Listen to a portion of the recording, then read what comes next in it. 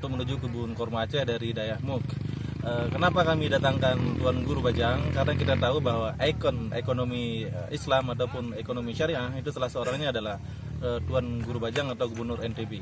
Jadi dengan kedatangan beliau di sini menjadi inspirasi bagi kita untuk melihat bahwa ternyata kelak nanti ini akan menjadi destinasi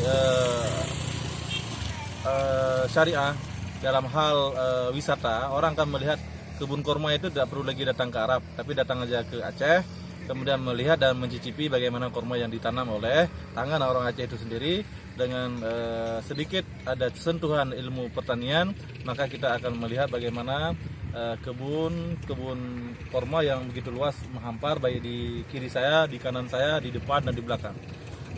Saya pikir dengan kedatangan Tuan Guru Bajang di sini nanti akan memberikan pencerahan-pencerahan bagaimana mengelola hasil nanti, kemana kita kirim dan kemana saja bagaimana kita produksi dan bagaimana kita buat pemasaran kurma sebagaimana mesti layaknya di daerah-daerah lain.